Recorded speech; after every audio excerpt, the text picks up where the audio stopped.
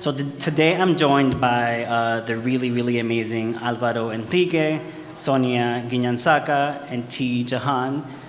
We're going to be having a really amazing conversation about immigration and writing and dialogue and community. So Álvaro Enrigue is the director and founder of PEN America's Dreaming Out Loud program. He's been the director since 2016.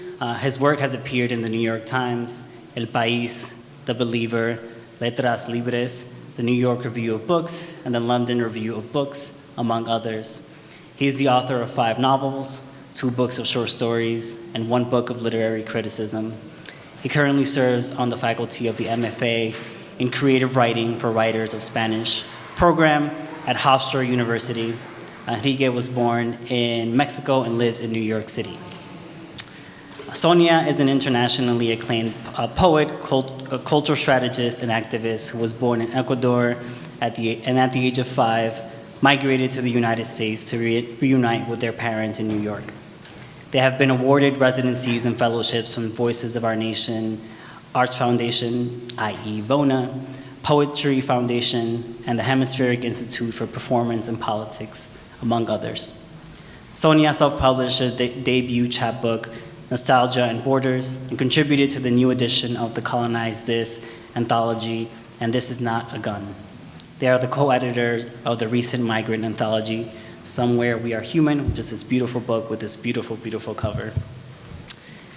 TJ is a writer working on a novel set in 1970s Bangladesh, 2 children's books, as well as narratives, poems, and memoirs to bring awareness to Asian immigration and diasporic experiences.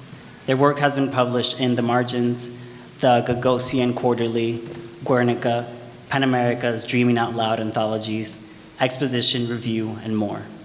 Perhaps equally important and relevant, they are teaching themselves piano, as you might have heard earlier, and take aphorisms on satchels of tea very seriously. If you could welcome these folks with a round of applause, that would be amazing.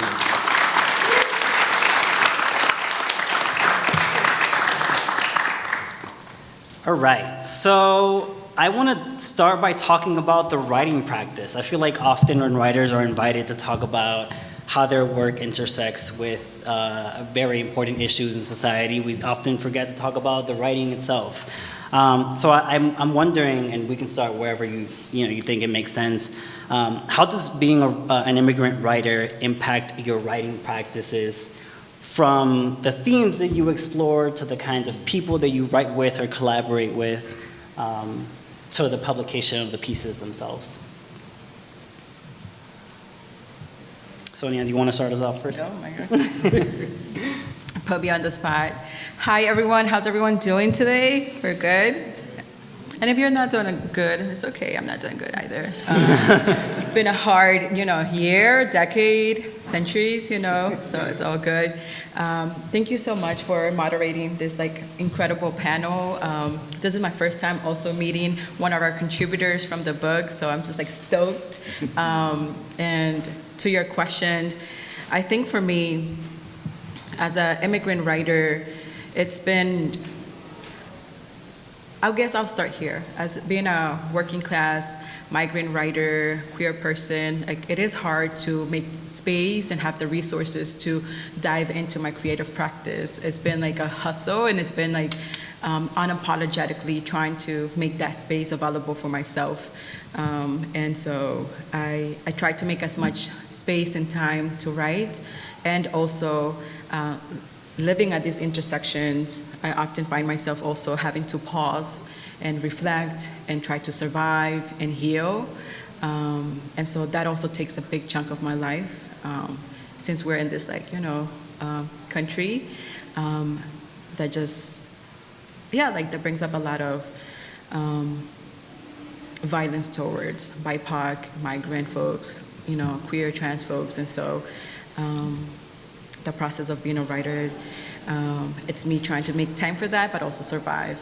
And then in the themes that come up for me as a writer, for a very long time, it has been about migration and borders, and I feel that was a lot of pressure put on to me by the field, by the movement space, demanding a certain type of like content. So all my poems, my very first like collection is like rooted and grounded on examining like migration and borders and nostalgia. It's not until recently that I've given myself permission to lean into the joy, lean into the pleasure, lean into like outside of what people may conceive of like migration and migrants. So I get to explore about like being a messy dater and like liking, you know, to look cute in outfits, or family dynamics. I think that, yeah, I'll stop there. Yeah. Me? Yeah. Sorry, I was too interested. Thank you for coming in this ugly day. Yeah, all right. I didn't bring the baby, you are all lucky. but I think that I can connect and disconnect to you in this, the burden of representing something. You usually feel when I am a writer in America as if I was in the World Cup, as if I were representing something that I don't think I have the right or the will to represent at all. But at the same time, I am what I am. So I arrived as an adult. I arrived when I was 20-something to the United States. So there's no remedy. I'm Mexican. There's nothing I can do, and I'm from Mexico City, and I'm from Coyoacán, and that is my identity, and there's nothing I can do about it. So, out of those spaces in which there is the very uncomfortable, or at least for me, well, not in the beginning. In the beginning, I was happy representing something, but there is this moment in which I began to feel uncomfortable. Out of that experience, in general, I think that the experience of a writer that is dislocated, it ends up being very comfortable because I just write about Mexico, but sometimes I write about America. But in general, I write about Mexico, and I have this distance, no? And more than anything, I feel that I have that to be a foreigner generates a space of like a productive and comfortable space in which I can say things that if I were in Mexico I could not, because I would be in a panel like this every day. Here I have an incredibly the insulated life of a professor. So I feel like that, like a little bit disconnected of reality, and I think that is good for the process of writing that is so demanding of time and focus and all of that. Yeah. What about you, TJ? I have a lot to think about. I am thinking a lot right now, but first of all, I just want to say thank you to everyone for being here. Thank you for moderating the panel. Thank you for inviting me and supporting me in so many different ways. I think writing for me is a necessity, regardless of whether or not it's going to be shown to anyone. It's just a part of me living. But I do feel a sense of responsibility because we are connected to so many people. And for me personally, I'm connected to a lot of people that are still in the immigration process, have been through the immigration process, and have so many different stories. So there's a sense of responsibility, but at the same time, I think to myself, well, who am I to think I have a sense of responsibility here? So the safest place sometimes is just to write my own story, but even that place isn't that safe because, as Sonia mentioned, family dynamics and the people who might be reading, what are the repercussions? And then I think, okay, maybe I can do this ambiguously where you can't say it's a memoir, maybe it's just a story. But then I think, but I don't know, it's rooted somewhere. There are some things, especially in New York City, in the working class life, things that happen under the table, folks that are undocumented or come into this country in different ways, rather. They're living these experiences. And sometimes they're not ready to tell the story, or it's not safe to tell the story, but I know the story. How do I navigate that? So I pause a lot in my writing because I need to, out of a sense of respect to honor other stories, but also honor my own perspective and being part of this world. So what you see is probably the end of me being courageous, but still doubting myself, like, what have I done? And I don't think that will ever really end. I will say that when I first started identifying that writing is an important part of my life was when I entered the Dreaming Out Loud workshops. And I felt so safe there to write whatever I wanted and to share whatever I wanted, and I've never found a space like that before. I'm not just talking it up, but to know that we're all holding these stories, and some of them are secrets, and we get to share what we want to at the time and pacing that we want, and that I felt very nurtured and safe.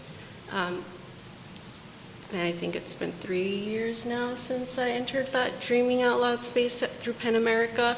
I would not be the person I am today if not for that space. I don't think I would even get to the point of sharing what I did share in the anthology if not for that space. So I keep writing, and sometimes it's just me trying to just make sense of my life, and other times it's me coming in with a purpose of, like, I want to say something and shed light on something, but I go back and I ask for permission, and I ask if it's safe for others. I try to write with community members as much as I can and try to equalize the space of not me being like an observer or even a researcher, but more like a co-creator. And I think it's possible. I think we just need to work towards it and talk towards it as much as we can. Yeah, I love that y'all are bringing up sort of the the nuance of representation, right? Because at least in my own experience, it at once can feel very paralyzing to feel like you have to speak for on behalf of other people, right? As writers, I think we're very protective of, well, this is my voice and I'm only speaking for myself. And at the same time, there's a lot of fucked up stuff in the world, right? And it's a lot of injustice in the world, and writing can be a great vehicle to combat some of the social stigmas and the social inequality that we see in the world. And so I am wondering, and I have to ask because this is sort of the subject of our panel conversation today, and that is how do you think that writing in any capacity, whether it's a poem, a short story, an essay, how can writing impact public discourse around immigration, how we talk about immigration on a dialogue level, and also on a larger structural level? That's a heavy one, I know. I could take it. Yeah, go for it. I think for me, when I hear that question, I think of it in two parts. So one,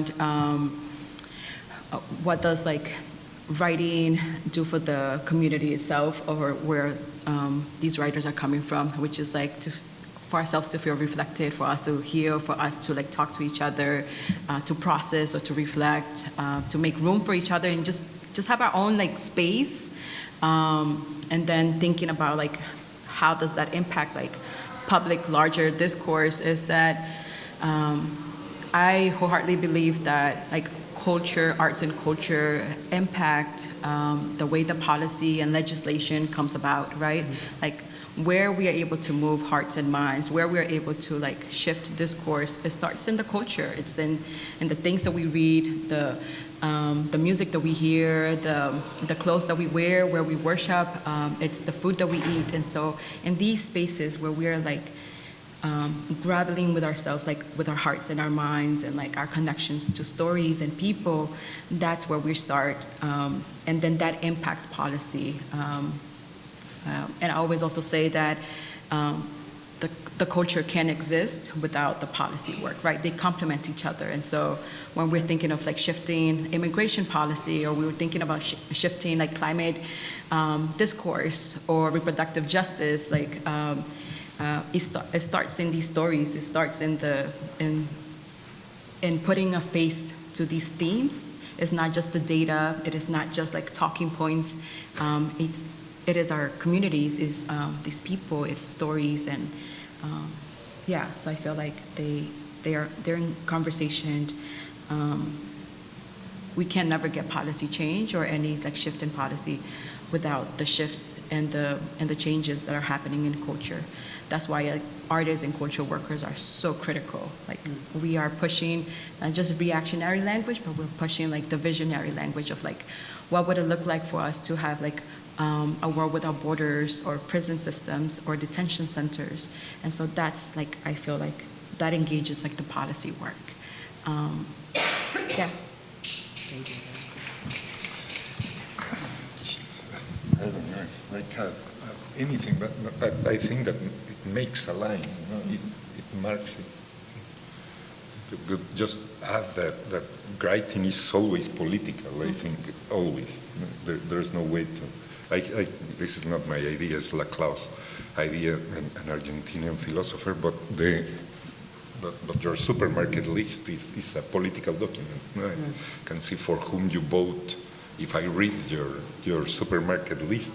So writing is always political, and if someone says, which was frequent in Mexico when I was a young writer, someone says that he's an apolitical writer, it's a right-wing writer. It tends to be, a conservative writer tends to think that his writing is not political, no? and their writing. But there's no way to avoid the political problems getting into your work. What is difficult, at least for me, more in a workshop level, in the field of writing, is following the original plan.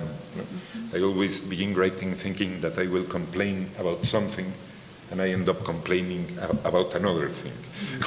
but there is always this political rage that becomes capital when you are writing, and writing is an act of capitalization of that despair, I think. Well, I consider writing art, and art is meant to transform. So personally for me, when I write, if I feel like it's healthy for me, then hopefully I will transform in a positive way. And even if it's just one person I get to share it with, who knows where that could lead. Even the act of sharing for me could mean a lot, and it's like a ripple effect or a butterfly effect. But I will say that in writing, I think it also means that whatever you're writing about, it shows to yourself you're clearly invested in this topic. And I believe that's a sign. So for me personally, the writing that came out of working with immigrants, for immigrants as an immigrant, led me to realize, like, I want to keep working in these spaces. I want to keep working with my community. And so right now I'm in a doctoral program, and I'm very concerned about migrants coming from the border to reunite with their families. And now my role has changed. I'm still a writer, but now I realize, like, I'm in a space where there's going to be a different type of writing needed to make sure that migrants are supported and receive the social services that we are all entitled to in living in this country, in my opinion.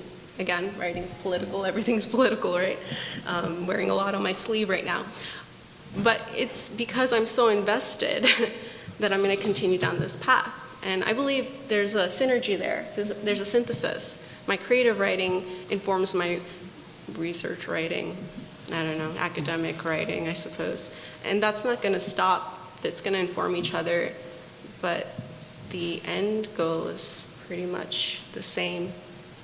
One might be for healthy expression, but for me intimates that I'm so deeply connected to my people, who is, honestly, everyone's my people, but the community that I work with. And again, if writing is life and writing it means breathing, then my work with my community is life. My work with my community is breathing. That's what it intimates to me, at least. Yeah, that's so beautiful and important. I also want to reflect some of what you all are saying around the intersection of writing and activism. One of my favorite poets, June Jordan, whose parents were Jamaican immigrants, June Jordan talked about the intersection of writing and community, and she talked a lot about the importance or the role of the writer in the movement. right? We are often in our social justice spaces responding to oppressive systems, we're responding to violence. But she talked a lot about how writing can actually push us to move beyond the response and to really imagine the kind of world that we want to live in. If it doesn't look like what it looks like right now, then it has to look like something else. And writing really has the capacity to push us, both as writers and also our readers, to really imagine what the world can look like when it doesn't look like all of this oppressive stuff that we're responding to all the time.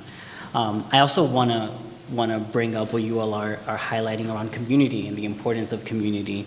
You all, in a lot of different ways, have led and created communities. Álvaro with Dreaming Out Loud, Sonia with this beautiful anthology, TJ with participating in both.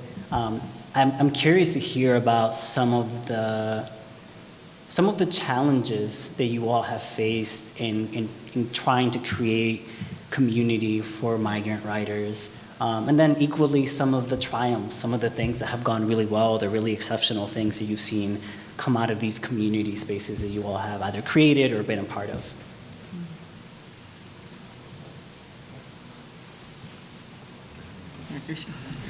We're just gonna keep the order. I'm interested to know like what's people's like signs. Oh my God. Will tell me a lot. I'm a Gemini. I can be honest and own up to the Gemini. So I think for me, I started as a writer about 12 years ago.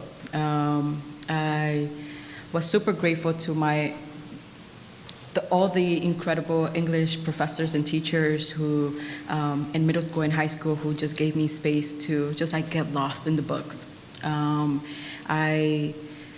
At a particular time when I was in high school, I was trying to grapple with like what my life was gonna look like because I was undocumented and trying to figure out like what is my route? Am I gonna be able to go to college? Am I gonna get deported? Is my mixed status family like are gonna be put in detention centers? Like all these things that a child, a young adult should not be having to grapple with, right? So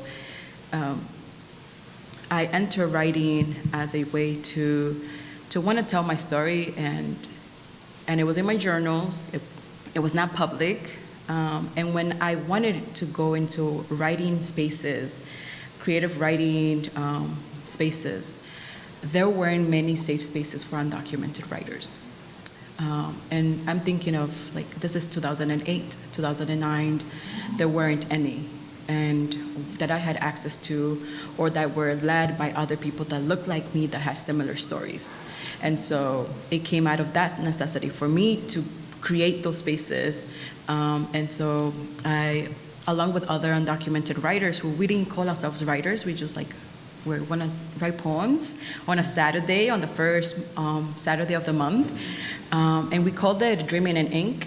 And we had amazing community allies who maybe came from migrant families. I'm thinking of like Dominican and Puerto Rican writers who like offered their time on Saturdays to help and like to guide us through creative writing sessions. And so when I think of community, I think of like us imagining something that was not possible or imaginable and daring during that time. And that work I was doing simultaneously as I was organizing with other undocumented folks in New York City. So I was part of the New York State Youth Leadership Council, which is like the first and only during that time, undocumented run space in New York City, like undocumented youth run space in New York City. And we were mobilizing, we were stopping deportations in New York City, but also nationally. And that community of writing also seeped into our like national strategy and national work. As we're pushing for policy, we were gathering to tell stories. We were gathering to share poems, doing, like mini slam competitions between each other, and also like overlapping with other artists. So working with visual artists, musicians, videographers, and I think that's what I think about when, like, the incredible work that can come with when we're able to work with community and build out like this like nourishing and sustainable ecosystem of us, right? And to be part of a movement and fighting for liberation and centering our art and our cultural work. The hardship with that is also there wasn't funding, there wasn't resources. We were simultaneously worried about our own immigration cases. And yeah, even to different literary spaces, they closed the door. They, even if they said, you know, it's migrant friendly, they were still asking for your social security number. They were still asking for, you know, like different kind of proof. And we're like, you know, like we have to lead now an undocumented 101 session when we just want to show up as artists. Like there's this extra layer of us having to advocate. And even for myself as an artist, I've had to create spaces, programs, initiatives before I was even able to practice my own craft. And so now that there's like so many more opportunities and resources, now I'm like, hey, like I know people, you know, may think of me as like this like mid-career artist, but like I still didn't get those opportunities. So I'm still like going back and forth between my own craft, and I feel like that's still also the same experience for many undocumented and not just like documented people, but like folks who are like outside of those like different statuses that we're still trying to grapple with, like access to resources as creatives. But again, like I want to honor and uplift that within community building, we were able to imagine those spaces, and we did it when it wasn't grantable, when, you know, like foundations were not like knocking on the door to, you know, when it wasn't a thing, it wasn't trendy, it was out of necessity and urgency. You can snap, yeah.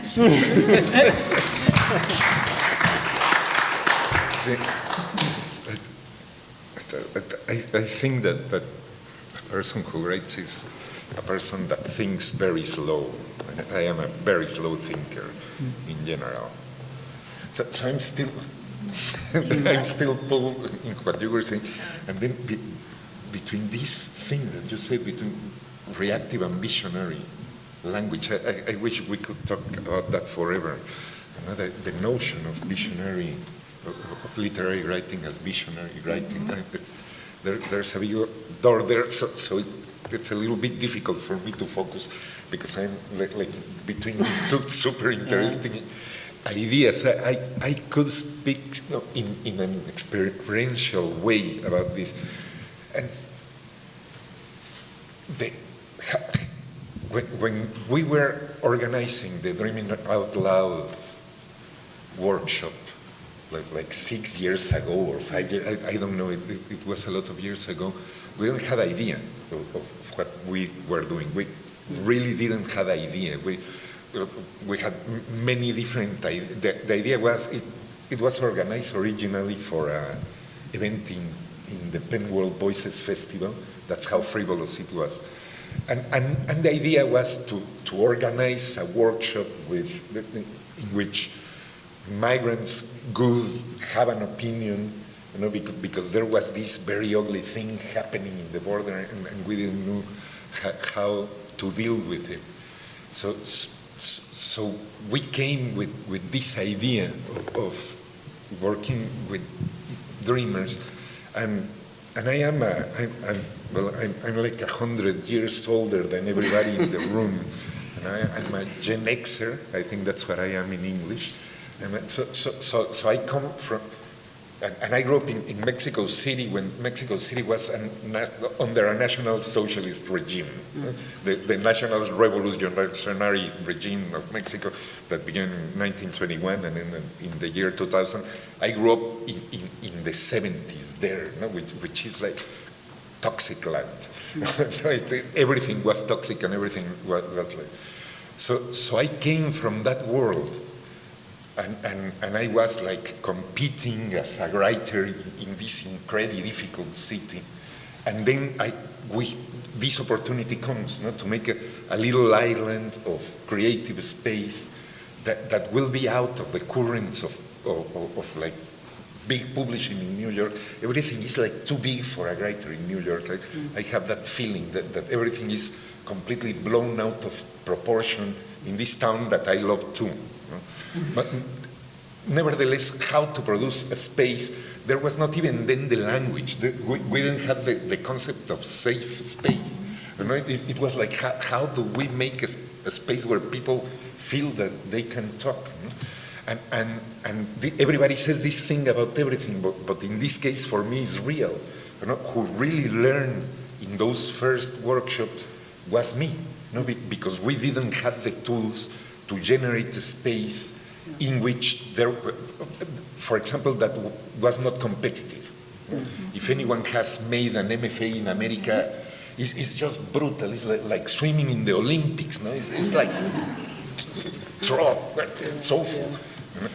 How do we do this? So we did all these protocols and ideas and work a lot.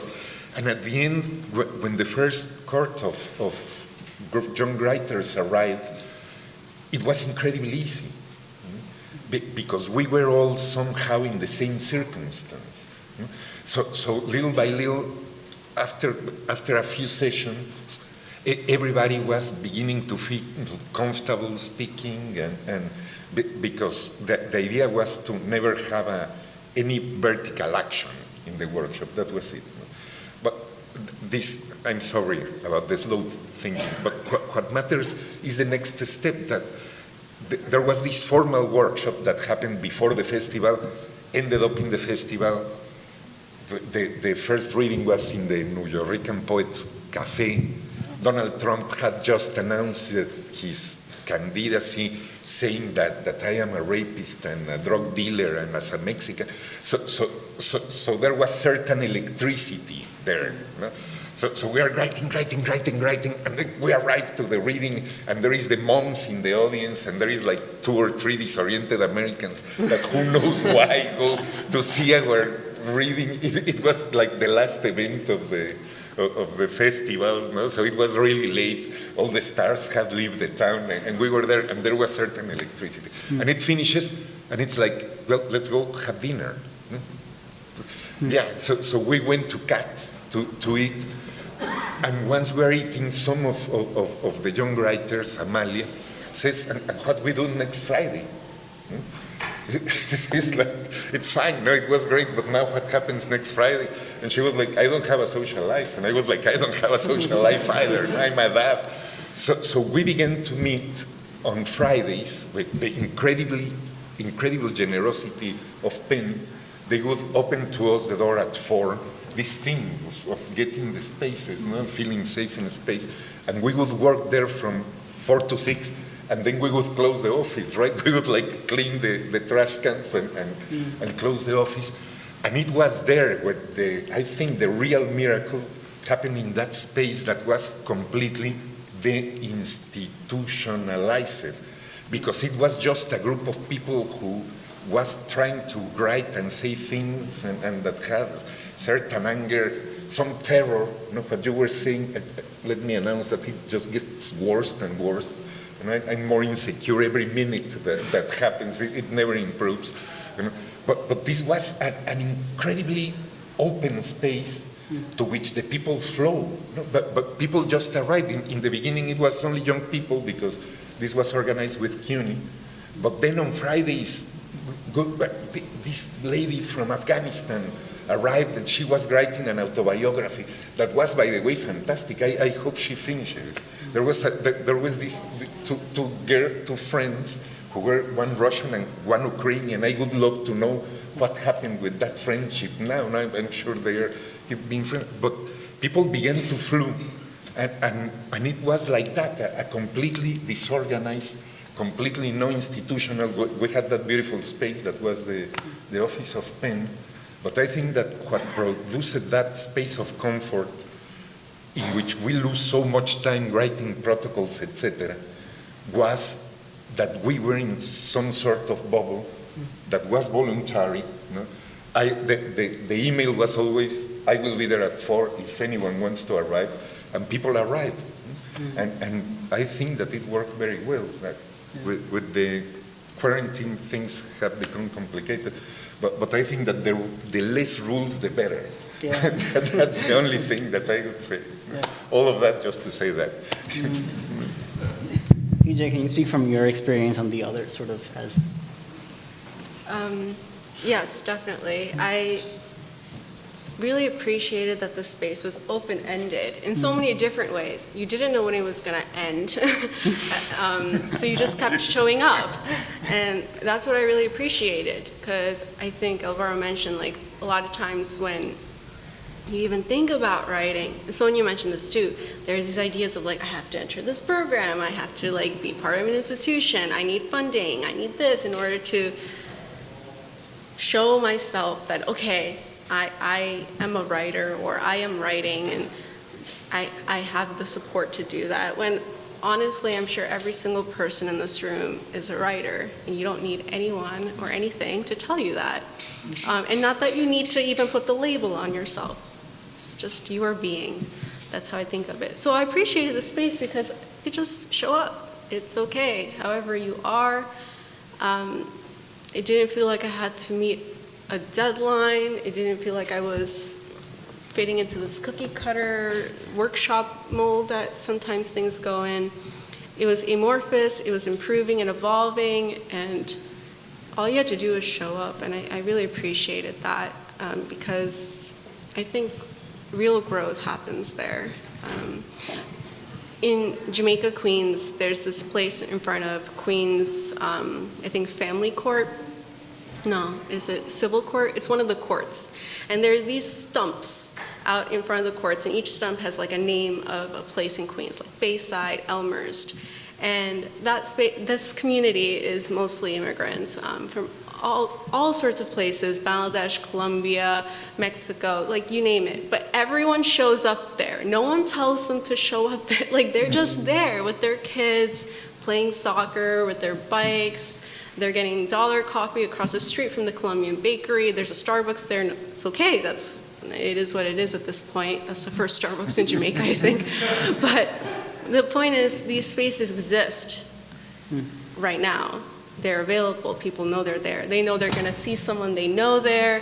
They don't know who's going to show up. That's how it felt on Fridays at Pan America. They don't know who's going to show up, but they know it's going to be okay, even if it's just like one person. I will say one thing that the pandemic opened up for us was that because meetings were online, we even had people from different states coming in and feeling like, okay, we can write together. Is it really okay for me to be here? Yeah, it's okay for you to be here. Please come back. Keep please coming. And I don't know, I really appreciated that. That's a very unique space. I've never really been in a space like that before. So yeah, I can go on and on. It was difficult in the beginning, when all these people from California, began to show up in the screen, and we were like, ooh. They have a different experience. Yeah, Sonia, I want to ask you also about the book, sort of like where the idea came from and how the process was of bringing together all of these amazing writers to fill the pages of one book. Yes. I wanted to add a little bit to the last question. I'm like, so much to share, right? I think that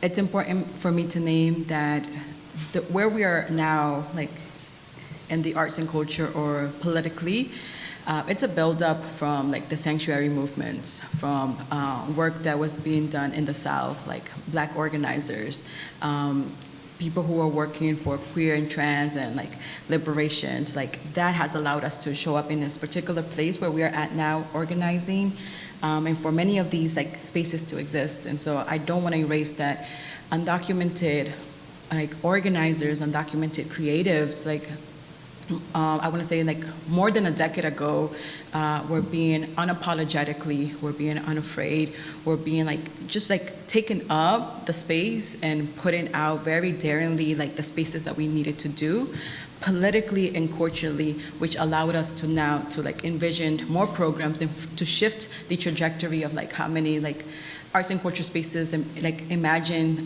the programs that they want to do. It came from that, and it has always existed in communities, even if there's no flyer, if there's no archive note of it, it exists there. So I don't want to erase that. This is not like, I don't want there to be a misunderstanding that we're creating something new or that is something fresh right now. It's been there in community, and it took the incredible work and organizing of many undocumented organizers and culture workers, specifically undocumented queer, trans, non-binary folks of color. So I just wanted to name that, because that is often erased.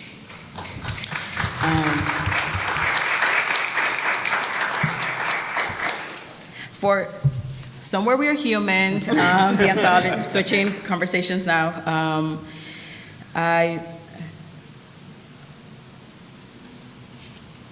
there has been journals, there has been zines, chapbooks of collections of like undocumented stories. So Somewhere We Are Human is not the first.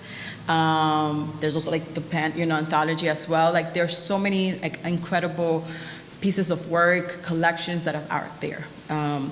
For me specifically, for Somewhere We Are Human, I think the timing was right. There was like something happening in the universe outside of like COVID-19 pandemic. Like there was something happening, and I want to say it was very late in the publishing world for them to want to invest in a book like this. Like it was about time. Like publishing world is about time that you're investing in content and books that were done by editors who are undocumented or formerly undocumented, right? So grateful for HarperCollins for wanting to invest in this book and this anthology. Reina and I, we share the same agent, and in my conversation with my agent, I've shared that I've had a vision of putting a collection together, and there hasn't been the right time. There was an attempt to do it like maybe 7 years ago, 8 years ago, and it wasn't just the time. And I don't know what happened, but that 2020 things, I don't know, it was like Mercury and like the reggaeton, or whatever it was. But it was like the right timing, and we came together, we proposed this to HarperCollins, where we're very explicit that we did not want to only focus on dreamer stories. We wanted to expand, and myself as a queer non-binary person, I wanted to make sure that this like collection was like hella queer, hella like voices of like communities that I've worked with and organized with. Our vision for this was also to not just like think very academically or scholarly, or think about borders and immigration in a particular way, or in a very good immigrant way. We wanted to like show complexity. We wanted our writers to like to bring the nuance, to talk about things that maybe are not seen as like conversations about immigration. We wanted it all, and we also advocated for all of our writers to get like a paid, and make sure that they were getting paid something that was sustainable and substantial during a pandemic. We wanted to make sure that the book design too was by an undocumented artist. The audiobook itself, the people who are the narrators, they're also fellow non-binary people.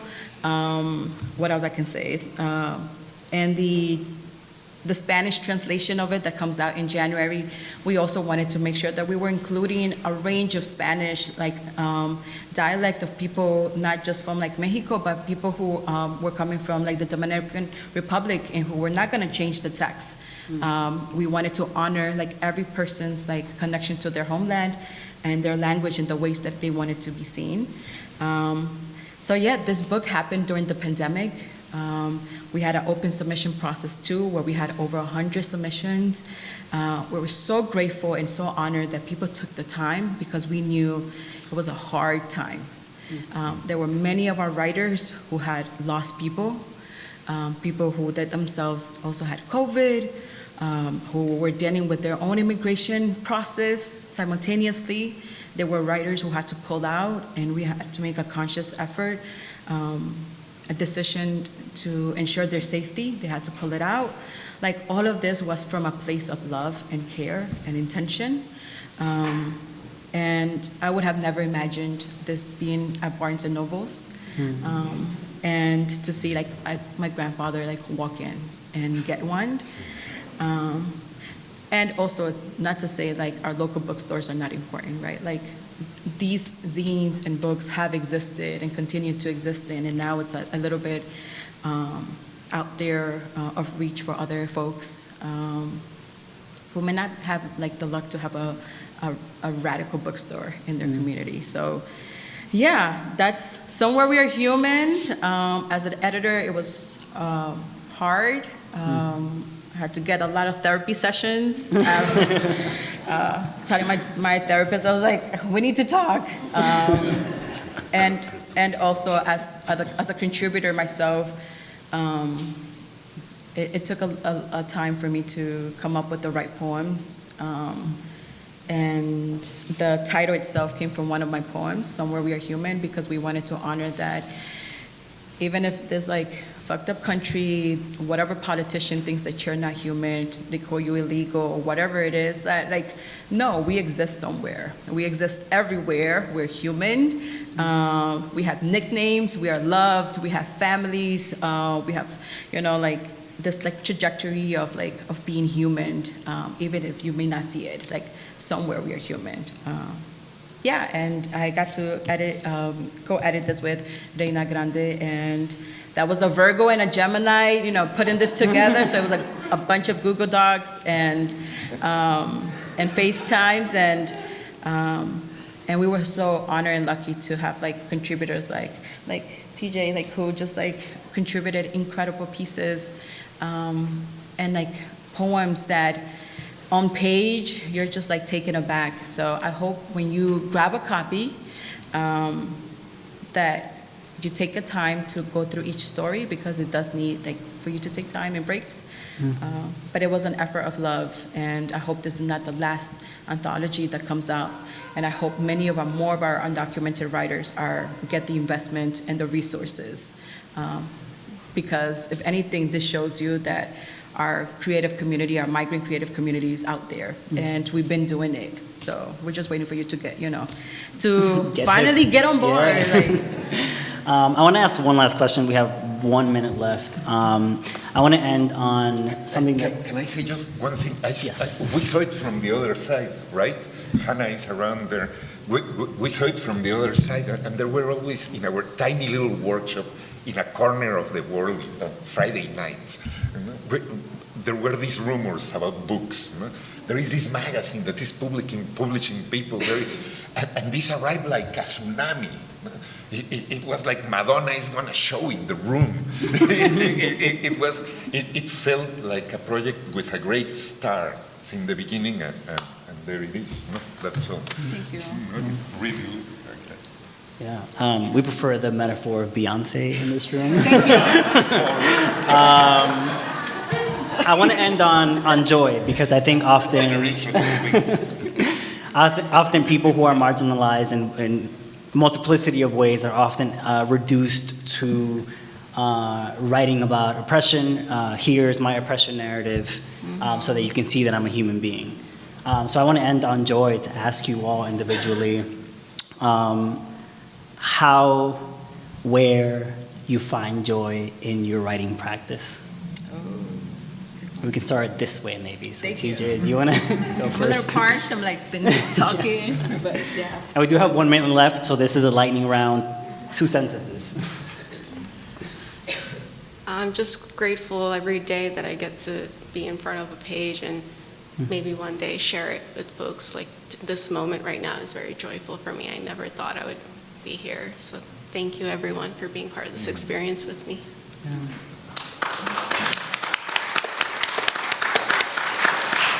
I can't defeat that. So just that writing is just, I have children, so I cannot write all the time. I have a job. So the periods of writing are periods of absolute happiness for me.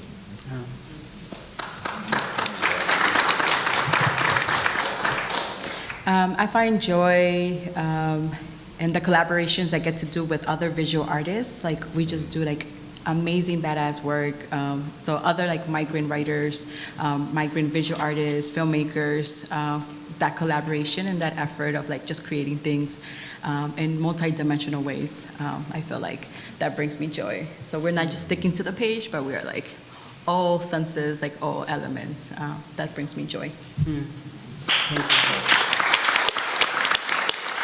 How about you, Alejandro? What brings me joy? I think it is connecting with people. Writing can be and I think it has to be sometimes a very lonely practice. So it's nice to be able to be in rooms like this and connect with people that care deeply about the written and spoken word. I also want to say before we go, or as we go, thank you all so much again for coming out. As TJ was saying, showing up is half the battle. There's a lot going on in the world, in our personal lives, in our collective lives. I don't know about you all, but sometimes I don't want to get out of bed. So the fact that we're all here sharing space, it means something. And so I hope that you connect with someone today, that you talk to these amazing writers after the panel conversation, that you talk to each other, and that you take a new friend out of this experience. Yeah, one more round of applause for our amazing panel.